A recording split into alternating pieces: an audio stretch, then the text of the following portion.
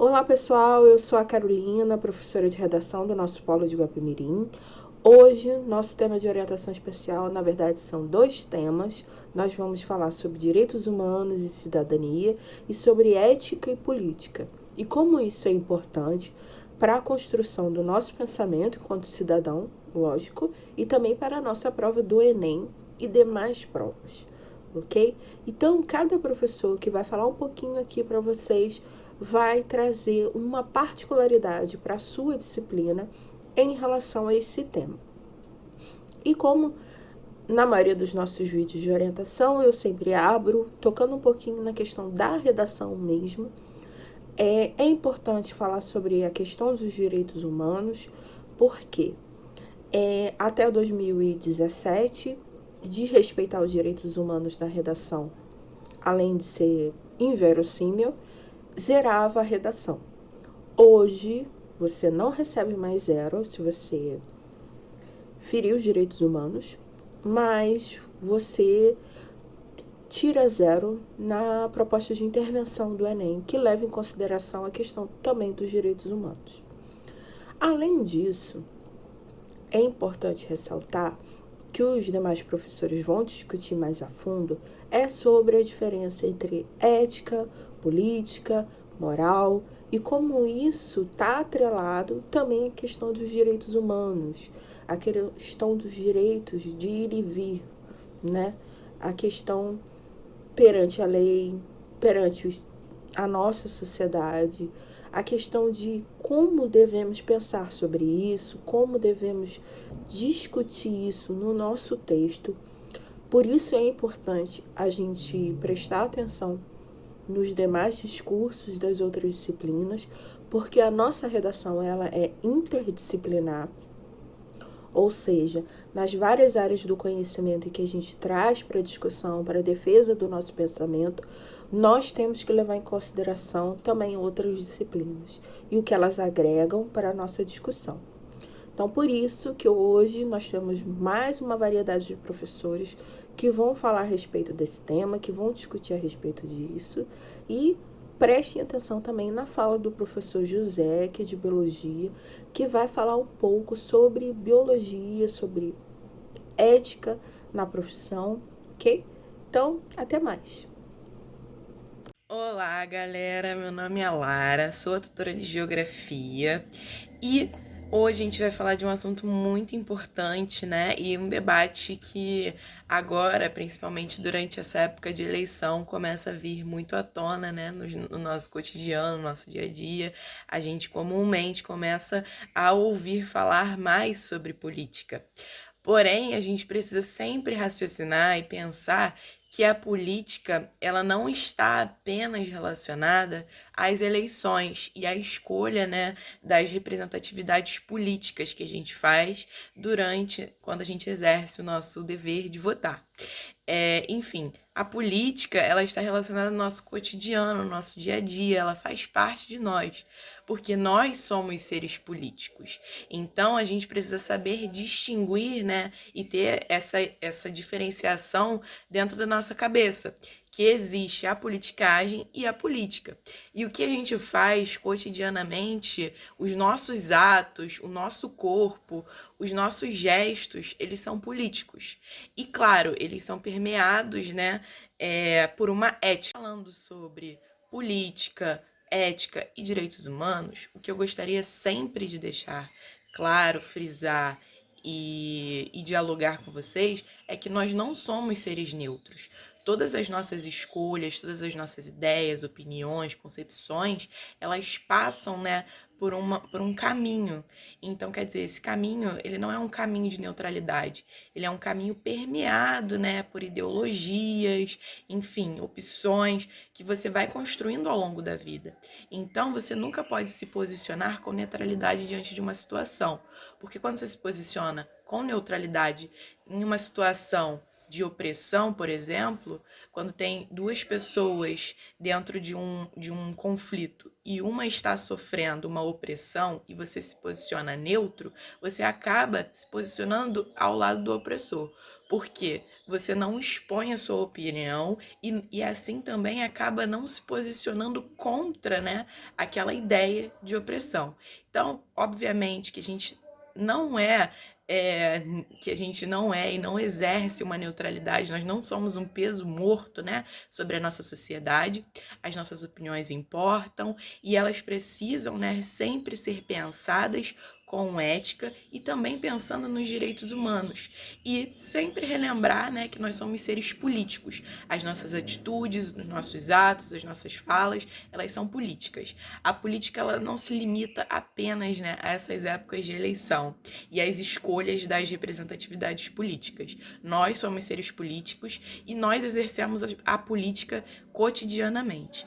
Para finalizar, o que eu gostaria de deixar aqui como mensagem para vocês é que vocês sempre se posicionem, pois, por mais que às vezes a gente considere que o nosso posicionamento não é importante, ele é extremamente importante e necessário. Mas também se posicionem com consciência ética e pensando sempre, claro, nos direitos humanos e numa sociedade mais justa e igualitária. Oi, pessoal, eu sou Fernanda, sou mediadora de história e eu vou dar prosseguimento à mediadora Lara, trazendo um questionamento. Qual é a diferença entre ética e moral? Tem diferença nesses dois conceitos? Na maioria das vezes, a gente usa esses dois conceitos como se fossem sinônimos, e de fato, eles são conceitos complementares, mas existe uma diferença na etimologia, ou seja, na origem de cada uma dessas duas palavras. A palavra ética vem do grego ethos, que significa refúgio, habitat, morada. Já a palavra moral vem de mores, que significa costume. Se a gente for pensar de uma maneira mais simplificada, a ética ela pode ser considerada um valor mais singular, individual, atrelada ao caráter individual de cada ser humano. Já a moral, ela está atrelada a costumes que são coletivamente definidos como bem, como bons, como ruins, são coletivamente valorados, ou seja, a gente atribui valores a determinados comportamentos, pensamentos, maneiras de se expressar, a partir de costumes, a partir da vivência coletiva. Mas o mais importante do que a gente pensar na diferença desses dois conceitos, que são muito mais complementares do que diferentes, é a gente ter em mente que nós, seres humanos, nós somos seres sociais e seres históricos. O que significa dizer isso? Significa dizer que nós só conseguimos definir a nossa identidade individual a partir da vida coletiva, da vida em sociedade. Quando a gente nasce, a gente já tem familiares, a gente tem uma região, um local no qual a gente estabelece raízes e se identifica. A gente nasce com determinado gênero, numa determinada classe social, num determinado campo étnico, racial, a gente recebe heranças étnicas e raciais. Então a gente nasce e constrói a nossa própria identidade individual a partir do meio coletivo no qual a gente está inserido.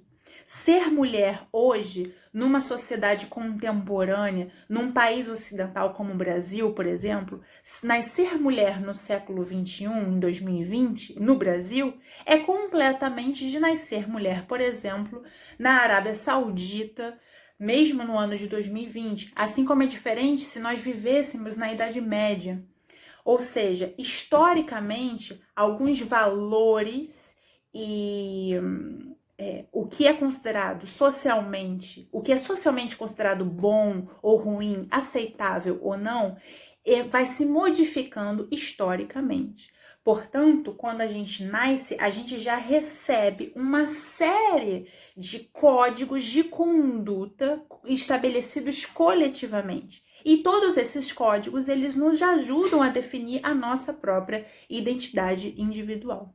Portanto, o mais importante dentro desse debate, se a gente for pensar no campo de história, é justamente a gente ter em mente que nós, enquanto seres humanos, quando a gente vai definir os conceitos de ética, de moral, de política, a gente tem que ter em mente que são conceitos que dizem respeito à necessidade de se organizar e se ordenar a vida coletiva, a vida em sociedade. É isso, gente. Passa a palavra agora para o próximo mediador. Olá, pessoas, tudo bem? Espero que sim. Aqui quem fala é o professor Diego, de Português e Literatura do nosso polo. E hoje eu venho fazer uma ponte entre literatura, ética e política. Quando a gente pensa em literatura, a gente pensa naquelas formas de escrita pelas quais nós podemos nos expressar. Geralmente a gente pensa em temas de amor, temas de curiosidade, em temas que nos inquietam, temas que nos angustiam. Mas muitos autores brasileiros, desde o início da formação nacional, já estavam pensando em expressar também ideais políticos, assim como hoje em dia nós também podemos expressá-los. Bom, autores como Gregório de Matos, que eram lá no início do Brasil colônia, que ele fazia diversas críticas à sociedade brasileira, à ética e à moral da época, lá no século XVII. Nós também temos literatos como Castro Alves, que é um expoente da literatura abolicionista e que também fazia diversas críticas que também eram focadas nessa Brasil colônia, nessa visão de império e colônia, que ele criticava muito essa metrópole do império. Então nós vemos que esses autores faziam essa contraposição ética. Perguntavam-se, será que isso aqui é ético? Será que escravidão é ético? Será que é ético que a gente pague impostos altíssimos para a metrópole, e sendo que nós produzimos a maior parte da riqueza e entregamos para eles? Então, esse tipo de conflitos aconteciam e na literatura eram expressadas essas indignações da época. Bom, eu trouxe também um exemplo que é muito evidente dessa situação, que é, por exemplo, em 19 de maio de 1888, 7 dias após a abolição da escravidão, foi quando Machado de Assis publicou a crônica sobre o escravo Pancrácio no jornal Gazeta de Notícias. E lá ele fazia uma certa discussão sobre o futuro desses homens livres, recém-libertos, que estavam escravizados, porque para muitas pessoas da época, muitos donos de escravos, eles estavam dando a liberdade, que era como se fosse algo lindo, olha só, mas na verdade eles ainda queriam manter uma certa serventia de escravidão, ainda com essas pessoas libertas, já que eles sabiam que quando libertassem os escravos, eles não teriam para onde ir. Então havia uma certa hipocrisia nessa vontade de muitos donos de escravos em libertar, porque eles sabiam que mesmo libertando essas pessoas da escravidão, eles ainda iam querer os serviços de qualquer maneira dessas pessoas, e que essas pessoas aceitariam porque não tinham nem moradia, não tinham como ter comida. Então essa era uma certa hipocrisia, e aí ele questionava a ética dessas pessoas que eram favoráveis muitas vezes à escravidão, mas que na verdade não eram tão favoráveis assim, entendem? Então ele fazia uma crítica incisiva nessa crônica sobre o escravo Pancrácio, sobre o futuro desses escravos. Inclusive hoje em dia nós vemos como o Machado de Assis teve sensibilidade para escrever sobre algo que até hoje se faz presente, porque como nós podemos perceber, a partir dessa libertação dos escravos, os escravos tiveram que procurar formas de subsistência em quilombos, em favelas e outras agremiações para poder subsistir. E o Machado de Assis conseguiu pensar sobre isso. Tá bom? Então, é isso, gente. Então, um beijo forte para vocês e tchau, tchau. Olá, pessoal, tudo bem? Então, meu nome é José, né? Sou mediador de Biologia do Polo de Guapimirim. E aproveitando esse tema super interessante dessa orientação acadêmica especial, eu quero falar um pouquinho com vocês sobre bioética. E a bioética, ela tem tudo a ver com direito, ela tem tudo a ver com política, né? E ela tem tudo a ver com uma sociedade mais justa, né? Onde a gente procura um pouco mais de equidade entre os diferentes organismos vivos. E essa bioética, ela surge como uma ciência para justamente buscar isso, né? Buscar uma equidade, uma igualdade de direitos entre esses diferentes organismos vivos. E basicamente ela ganha muita força, né? Ela cresce muito por volta de 1954 com Rousseau, que é o criador, né? Um dos criadores dos 3 R's que você conhece.